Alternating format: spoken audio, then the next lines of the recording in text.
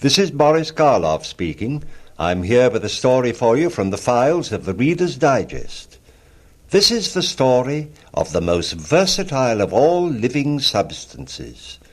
It has held man in his cradle, it warmed his hearth, it will make him his last long home.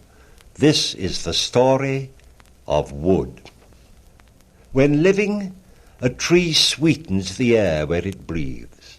It lays the dust and tempers the wind, and when it is felled, sawn and seasoned, it lays bare the hidden beauty of its heart in figures and grains more lovely than the most premeditated design. Touch any object made of wood, the tabletop of bright maple, the chopping bowl of cleanly birch, a paddle wall of knotty pine, the lean strength of an ash rake handle, or a tobacco pipe of briar. Pass your fingers over this wood, then press your full palm upon its firmness. Compared with metal or clay or stone, it still seems warm, still living out its useful days. Wood has gone into the very fibre of our nation. With 1,000 and more native species of trees, the United States started out with the greatest forest heritage that ever fell to the lot of a lucky people. Our first exports back to England from the Jamestown colony were from the forest. Mighty pines for masts, pitch, turpentine, black walnut. When British shot fell back harmless from the live oak sides of the frigate Constitution, then she got her name Old Ironsides. And when the backwoods boys fought beside Robert E. Lee and their homespuns died with butternut, they were known as butternuts. The cabin where Lincoln was born was made of the logs of that grand old tree, the American white oak, and the rails that he split were black walnut. Wood fired the racing steamboats on the Mississippi and fed the first railroads. We spanned the treeless plains on ties cut from eastern forests.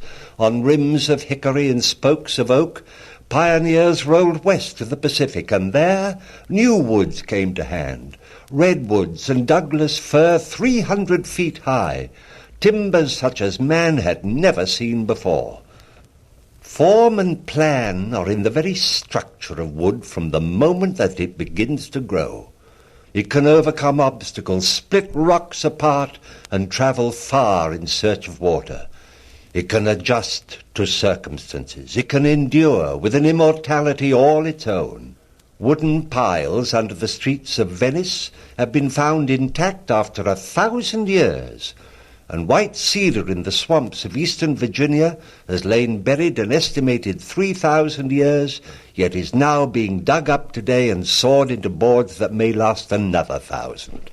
Say if you like that wood has no thoughts and no tongue to speak them, but let him who says this look into his own heart and produce for us a thought that will warm the hearth of a friend or endure 1,000 years.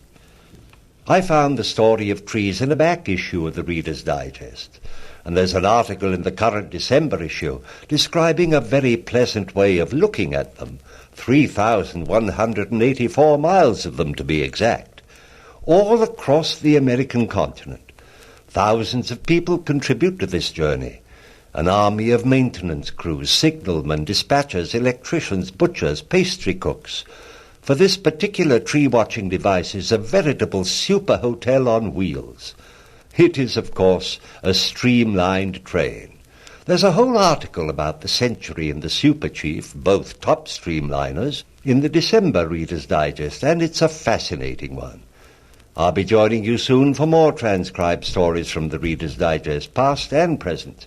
But until then, this is Boris Karloff saying goodbye.